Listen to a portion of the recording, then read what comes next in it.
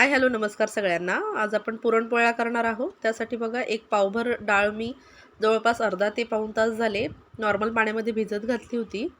स्वच्छ धुवून घेतली होती. आता आपण हे पाणी काढून घेणार आहोत आणि कुकरला ही डाळ लावणार आहोत जेणेकरून पटकन होईल. तर आता डाळ आपण घातलेली आहे कुकरमध्ये आणि यामध्ये पाणी घालत आहे. बघा जास्त पाणी घालायचं नाही आपली, कारण ऑलरेडी डाळ जी आहे ती भिजलेली आहे. तर बघा जवळपास अर्धे बोट बुडतील इथपर्यंत मी पाणी घातलेलं आहे. आणि आपण पाण्यात वगैरे भिजत न घालता डायरेक्टली कुकरला लावू शकता. तर जेवढ्या वाटी आपली डाळ असेल त्याच्या तिप्पट पाणी घ्यायचं आहे. म्हणजे जर 2 वाट्या डाळ असेल तर आपल्याला 6 वाट्या पाणी घ्यावं लागेल. तर आता आपण डाळ कुकरला लावलेली आहे आणि बॉईल आल्यानंतर त्याच्यावरती जो फोम येतो, जो उता येतो, तो काढून घेतलेला आहे आणि थोडंसं तेल यामध्ये घातलेलं आहे. अगदी थोडीशी हळद घालायची आहे आणि कलर छान येतो पोळ्यांना. आणि थोडंसं मीठ घालायचं आहे आणि आता आपल्याला झाकण लावून मंद आचेवरती 4-5 शिट्ट्या याच्यामध्ये काढून घेत आहे. म्हणजे जवळपास 15-20 मिनटं आपल्याला ही डाळ जी आहे ती व्यवस्थित शिजून घ्यायची आहे. बघा अशा प्रकारे. तर आपण आता कुकर गार झाल्यानंतर चेक केलेला आहे. डाळ आपली छान शिजलेली आहे आणि आता ह्यामधलं जे पाणी आहे ते आपल्याला निथळून घ्यायचं आहे. बघा डाळ छान शिजलेली आहे.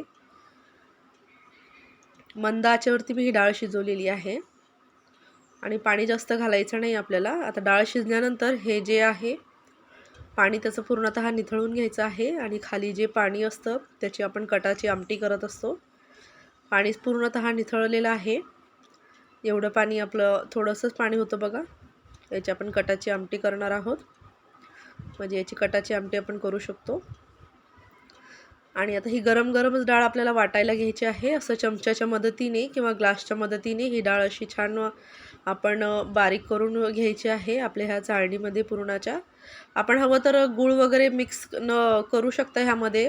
जेवढं आपण डाळ घेतली तेवढं समप्रमाणात आपण गूळ घ्यायचा आहे. पण मग ते काढायला खूप अवघड जातं, म्हणून डाळ गरम असतानाच मी लगेच अशी काढून घेत असते, जेणेकरून जे गूळ घातल्यानंतर कसं पावभर डाळ आणि त्यानंतर पावभर गूळ असं अर्धा किलोचं मग ते मिश्रण होतं, जे काढायला अवघड जातं.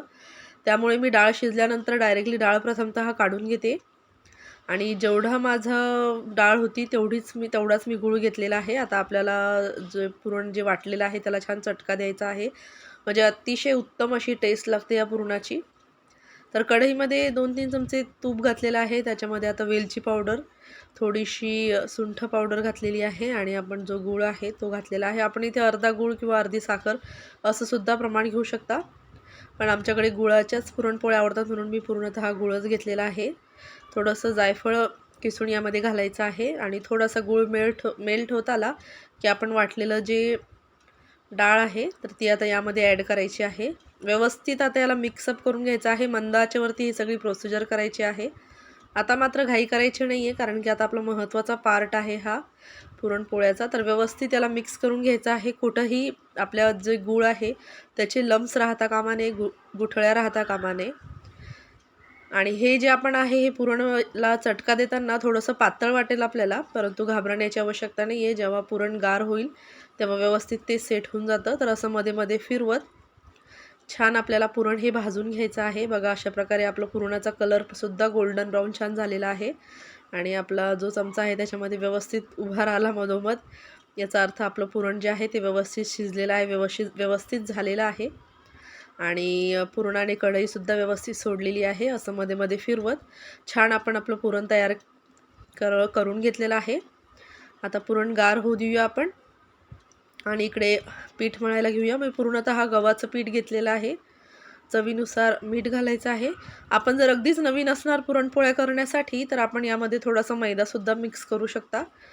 थोडं गव्हाचं पीठ आणि थोडासा मैदा असं मिक्स करून सुद्धा आपण हे पीठ जे आहे ते मळू शकता. परंतु मी थोडं घट्टसर असा गोळा मळलेला आहे, पूर्णतः गव्हाच्या पिठाचा आहे.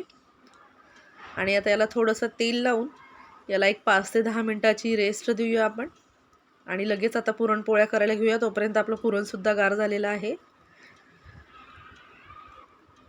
आता पुरणपोळ्या करायला घेऊया. बघा अशा प्रकारे थोडीसा त्यामधला पारी उंडा घेऊन अशी त्याची छान पारी लाटायची आहे थोडीशी. मी अशा प्रकारे करत असते. आणि थोडंसं आता आपण पुरण जे आहे ते यामध्ये भरायचं आहे आणि मोदकाला जसा आकार देतो त्या पद्धतीने असा आकार द्यायचा आहे आणि व्यवस्थित हे आपलं पुरण यामध्ये व्यवस्थित लॉक करायचं आहे अशा प्रकारे. आणि असं थोडंसं त्याला दाबून घ्यायचं आहे हलक्या हाताने आणि थोडंसं कोरडं पीठ लावून थोडंसं कोरडं पीठ डस्ट करून आपल्याला हलक्या हाताने छान पोळी जी आहे तर ती लाटून घ्यायची आहे. अशी सुद्धा एक पद्धत आहे, या पद्धतीने सुद्धा छानच होतात ह्या पुरणपोळ्या. आणि एक दुसरी पद्धतसुद्धा मी आपल्याला दाखवत आहे. आणि छान गावरान तुपामध्ये आपण ह्या ज्या पुरणपोळ्या आहेत तर त्या मंद आचेवरती भाजून घ्यायच्या आहेत. मीडियम किंवा एकदम लो आचेवरती आपल्याला हे पुरणाच्या पोळ्या ज्या आहेत तर त्या भाजायच्या असतात. हाय फ्लेम करू नका आणि छान तूप वगैरे लावून व्यवस्थित त्याला भाजून घ्यायचं आहे. आणि अतिशय टेस्टी आणि इतका सुंदर घमघमाट सुटतो ना, आपण जी वेलची सुंठ पावडर वगैरे टाकलेली आहे, खूप सुंदर अरोमा आहे. जेव्हा आपण कराल तेव्हा आपल्याला नक्कीच कळेल. तर अशा प्रकारे दोन्ही बाजूने तूप लावून मी खरपूस अशी ही जी पोळी आहे तर ती भाजत आहे. थोडंसं पुरण जे दिसतं ते काही बाहेर येणार नाही, तुपाबरोबर छान भाजलं जातं. आणि इकडे बघा 2 छोट्या छोट्या चपात्या लाटलेल्या आहेत आणि त्यामध्ये असं पुरण जे आहे ते स्प्रेड केलेलं आहे आणि वरतून दुसरी चपाती त्याला कव्हर करून घेतलेली आहे आणि एक्स्ट्रा जे असलेले कणिक आहे तर ते अशा पद्धतीने काढून घ्यायचं आहे आणि थोडंसं याला बघा अशा प्रकारे टॅप करून घ्यायचं आहे. ही तर खूपच सोपी पद्धत आहे. ही पद्धत करून बघा, आपल्याला मैदा वगैरे जे कणिक असतं ना, मैद्याचं भिजवण्याची आवश्यकता पडणार नाही आणि छान अशी मोठीसुद्धा आपल्याला पुरणपोळी करता येईल आणि ही फाटणार वगैरे सुद्धा नाही. ही सुद्धा छान अशी तूप लावून खरपूस अशी दोन्ही बाजूने छान भाजून घ्यायची आहे. आणि आपण अगदी नवीनसुद्धा असणार जर पुरणपोळ्या करण्यासाठी तर ही पद्धत आपल्याला अतिशय सोपी वाटेल. तर अशी पद्धत ट्राय करून बघा.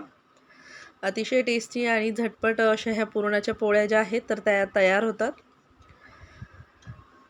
बघा, फुगतात सुद्धा सुंदर. अशा प्रकारे आपल्या ह्या पुरणाच्या पोळ्या ज्या आहेत तर त्या तयार झालेल्या आहेत. गुळवणीबरोबर, दुधाबरोबर किंवा आपण जे आपल्याला याबरोबर आवडत असेल त्याबरोबर ह्या सर्व्ह करू शकता. तर नक्की करून बघा. ही अतिशय सोपी आणि झटपट होणारी पद्धत. पुरणपोळ्या करण्यासाठी कंटाळासुद्धा येणार नाही, कारण की ही सोपी पद्धत आपल्याला एकदा माहीत झाली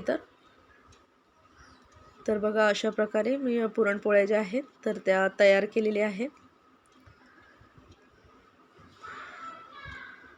आपल्याला आवडली असेल ही रेसिपी तर नक्कीच हा प्रकार करून बघा आणि हो, चॅनलला सबस्क्राईबसुद्धा करा. Thank you so much. आभारी आहे. आपण रेसिपी पूर्णतः बघितली. थँक्यू.